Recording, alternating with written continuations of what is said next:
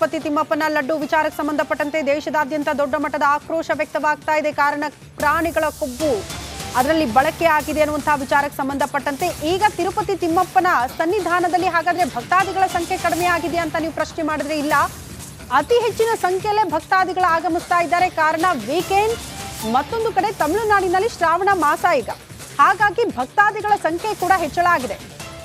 Usually ಒಂದೊಂದು ರಾಜ್ಯದಲ್ಲಿ ಒಂದೊಂದು ರೀತಿಯ ಸಂಪ್ರದಾಯಗಳು. ನಮ್ಮಲ್ಲಿ ಶ್ರಾವಣ ಮಾಸ ಮುಗಿದು ಹೋಗಿದೆ, ಆದರೆ ತಮಿಳುನಾಡಿನಲ್ಲಿ ಇನ್ನೂ ಕೂಡ ಶ್ರಾವಣ ಮಾಸ.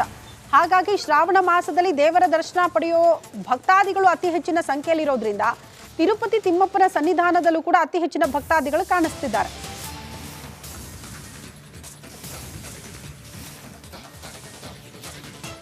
ಶ್ರೀ ಕ್ಷೇತ್ರ ತಿರುಪತಿಯ ತಿರುಮಲದಲ್ಲಿ ಪ್ರತಿದಿನವೂ ಕೂಡ ವಿಶೇಷವಾದಂಥ ಪೂಜೆ ಪುನಸ್ಕಾರಗಳು ನಡೆಯುತ್ತೆ. ತಿರುಮಲನಿಗೆ ನಡೆಯುವಂಥ ಪೂಜೆ ಪುನಸ್ಕಾರಗಳು ಅದೇನು ಹೊಸತೇನಲ್ಲ. ಪ್ರತಿದಿನವೂ ಈ ವಿವಾದದ ನಡುವೆಯೂ ಕೂಡ 2 ಆನೆಗಳಿದ್ದಾವೆ. ಆನೆಯಲ್ಲಿ ಶ್ರೀ ಕ್ಷೇತ್ರದ ಶ್ರೀಪತಿಯ ಗರ್ಭಗುಡಿಯ ಮುಂಭಾಗದಲ್ಲಿ ಪೂಜೆ ಪುನಸ್ಕಾರಗಳು ಈಗಷ್ಟೇ ನಡೆದಿದೆ. ಅರ್ಚಕಾದಿ ಶ್ರೇಷ್ಠರು ಈ ಪೂಜೆಯನ್ನು ನೆರವೇರಿಸಿದ್ದಾರೆ. ನೋಡಿ, ಆನೆಗಳು ಪೂಜೆ ಪುನಸ್ಕಾರದೊಂದಿಗೆ ಈಗ ಆ ಕಡೆ ಹೋಗ್ತಾ ಇರೋದನ್ನು ಗಮನಿಸ್ತಾ ಇದ್ದೀರಿ. ಇಲ್ಲಿ ಶ್ರೀ ಕ್ಷೇತ್ರದ ಶ್ರೀಮಂತ ದೇವರಿಗೆ ಇಲ್ಲಿ ಭಕ್ತರು ದರ್ಶನವನ್ನು ಪಡೆದು ಭಕ್ತರು ಶ್ರೀ ಶ್ರೇಷ್ಠನಿಗೆ ತಮ್ಮ ಒಂದು ಹರಕೆ ಎಲ್ಲವನ್ನು ಕೂಡ ಕಟ್ಟಿಕೊಂಡಿದ್ದನ್ನು ಪೂರೈಸಿ ಈಗ ಭಕ್ತರು ಹೊರಗಡೆ ಬರ್ತಾ ಇರೋದನ್ನು ಗಮನಿಸ್ತಾ ಇದ್ದೀರಿ. ಕೆಲವರು ಮುಡಿಕೊಟ್ಟು ಶ್ರೀ ಕ್ಷೇತ್ರದ ಶ್ರೀಪತಿಗೆ ತಮ್ಮ ಭಕ್ತಿಭಾವವನ್ನು ತೋರ್ಪಡಿಸಿದರೆ, ಇನ್ನು ಕೆಲವರು ಹಾಗೆ ತಮ್ಮ ಒಂದು ಶ್ರೀ ಕ್ಷೇತ್ರದ ಶ್ರೀಪತಿಯ ದರ್ಶನವನ್ನು ಪಡೆದು ಹೊರಗಡೆ ಬರ್ತಾ ಇರುವಂತಹ ದೃಶ್ಯವನ್ನು ಗಮನಿಸ್ತಾ ಇದ್ದೀವಿ. ತಿರುಪತಿಯ ತಿರುಮಲನನ್ನು ಕಂಡ್ರೆ ಒಂದು ರೀತಿಯಲ್ಲಿ ಭಕ್ತಿ ಭಾವದ ಜೊತೆಗೆ ಎಷ್ಟೋ ಒಂದು ಪುಣ್ಯ ಫಲ ಅಂಥೇಳಿ ಹೇಳ್ತಾರೆ.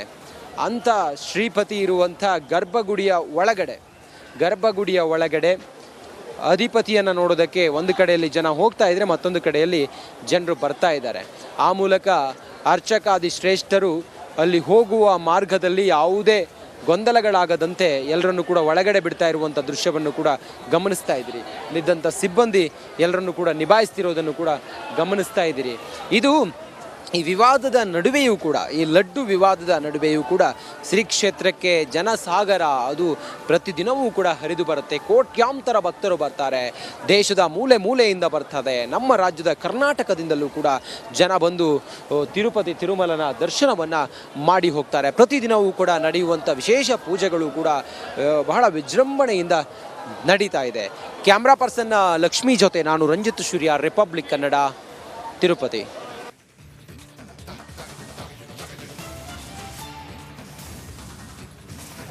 ನೋಡಿ, ತಿರುಪತಿ ತಿಮ್ಮಪ್ಪನ ಲಡ್ಡು ವಿಚಾರಕ್ಕೆ ಸಂಬಂಧಪಟ್ಟಂತೆ ಇಷ್ಟೆಲ್ಲ ಆಕ್ರೋಶ ವ್ಯಕ್ತವಾಗ್ತಾ ಇತ್ತಲ್ಲ, ತುಪ್ಪದಲ್ಲೇ ಕಲಬೆರಕೆ ಆಗಿತ್ತು, ಪ್ರಾಣಿಗಳ ಕೊಬ್ಬು ಬಳಕೆ ಆಗಿತ್ತು ಅನ್ನುವಂತಹ ವಿಚಾರಕ್ಕೆ ಸಂಬಂಧಪಟ್ಟಂತೆ ನಮ್ಮ ರಾಜ್ಯದಲ್ಲಿ ಫುಲ್ ಅಲರ್ಟ್ ಆಗಿಬಿಟ್ಟಿದೆ ಸರ್ಕಾರ. ತಿರುಪತಿ ಲಡ್ಡುವಿನಲ್ಲಿ ಪ್ರಾಣಿಗಳ ಕೊಬ್ಬು ಬಳಕೆ ವಿಚಾರಕ್ಕೆ ಸಂಬಂಧಪಟ್ಟಂತೆ ರಾಜ್ಯ ಧಾರ್ಮಿಕ ದತ್ತಿ ಇಲಾಖೆ ಮಹತ್ತರ ನಿರ್ಧಾರ ಕೈಗೊಂಡಿದೆ. ರಾಜ್ಯದ ದೇವಸ್ಥಾನಗಳಲ್ಲಿ ಸ್ಪೆಷಲ್ ಡ್ರೈವ್, ಮುಜರಾಯಿ ಇಲಾಖೆಯಿಂದ ಮಹತ್ವದ ಆದೇಶ.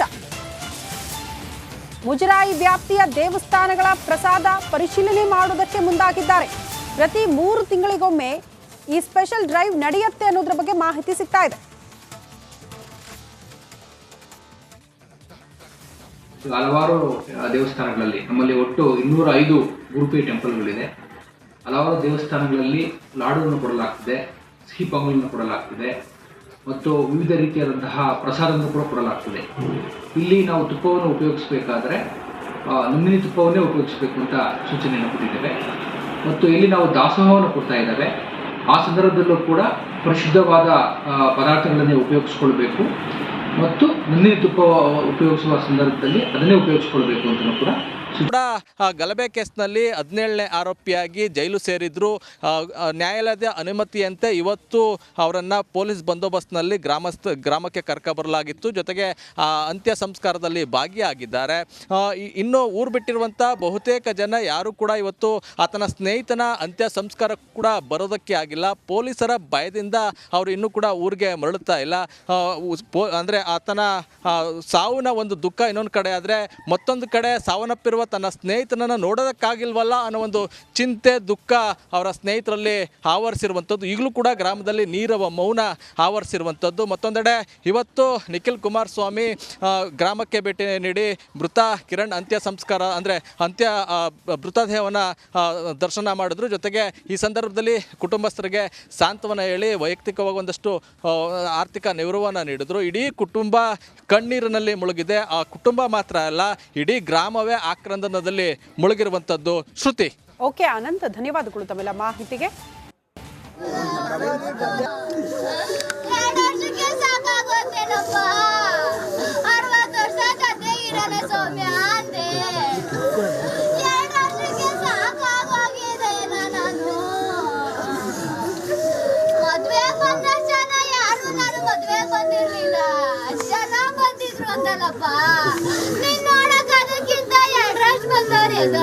ಒಂದ್ಸಲ ಎಷ್ಟು ಜನ ಸಂಪಾದನೆ ಮಾಡಿದ್ಯಾ?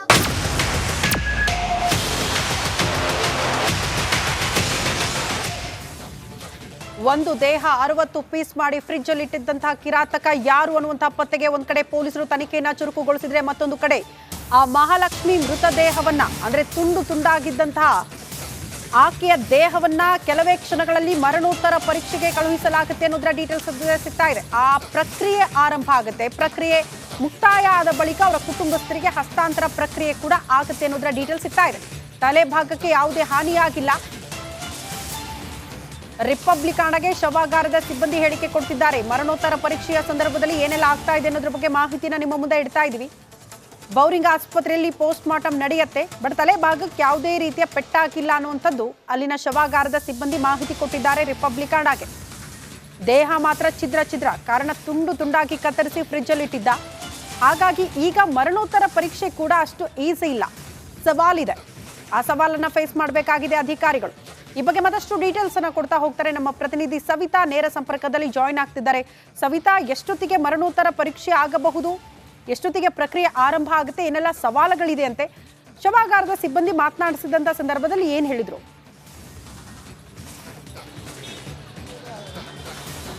ಶ್ರುತಿ, ಪ್ರಮುಖವಾಗಿ ಮಹಾಲಕ್ಷ್ಮಿ ತುಂಡರಿಸಿದ ಮೃತದೇಹವನ್ನು ಈಗಾಗಲೇ ಬೌರಿಂಗ್ ಆಸ್ಪತ್ರೆಯ ಶವಾಗಾರದಲ್ಲಿ ಇಡಲಾಗಿದೆ. ಆರಂಭಿಕದಲ್ಲಿ ಶವಾಗಾರದ ಸಿಬ್ಬಂದಿಗಳನ್ನು ಮಾತಾಡಿಸಿದಾಗ ನಮಗೆ 59 ತುಂಡುಗಳು ಸಿಕ್ಕಿದ್ದಾವೆ. ತಲೆಭಾಗಕ್ಕೆ ಯಾವುದೇ ಹಾನಿಯಾಗಿಲ್ಲ. ತುಂಬ ಚಿಕ್ಕದಾಗಿ ಬಾಡಿಯನ್ನು ಕಟ್ ಮಾಡಲಾಗಿದೆ ಅನ್ನೋ ಮಾಹಿತಿ ಕೂಡ ಹೇಳಿದ್ದಾರೆ. ಇನ್ನು ಫ್ಯಾಮಿಲಿ ಜೊತೆ ಪೊಲೀಸರು ಬಂದು ರಿಕ್ವೆಸ್ಟನ್ನು ಕೊಟ್ಟ ನಂತರ ಪೋಸ್ಟ್ ಮಾರ್ಟಮ್ ಆಗುತ್ತೆ. ಡಾಕ್ಟರ್ ದಿಲೀಪ್ ನೇತೃತ್ವದಲ್ಲಿ ಪೋಸ್ಟ್ ಮಾರ್ಟಮ್ ಆಗುತ್ತೆ. ಪ್ರಮುಖವಾಗಿ ಸಂಜೆ 4 ಗಂಟೆ ನಂತರ ಯಾವುದೇ ಪೋಸ್ಟ್ ಮಾರ್ಟಮ್ ಮಾಡಲ್ಲ. ಸೊ ಅದಕ್ಕಿಂತ ಮುಂಚೆ ಪೊಲೀಸರು ಬಂದು ರಿಕ್ವೆಸ್ಟ್ ಮಾಡಿದಾಗ ಮಾತ್ರ ಈ ಒಂದು ಪೋಸ್ಟ್ ಮಾರ್ಟಮ್ ಕಾರ್ಯ ಆರಂಭವಾಗುತ್ತೆ. ಪ್ರಮುಖವಾಗಿ ಈ ಪೋಸ್ಟ್ ಮಾರ್ಟಮ್ ಯಾವ ರೀತಿ ಆಗುತ್ತಂತ ಅಂದರೆ, ನಾರ್ಮಲ್ ಸಹಜ ಸಾವು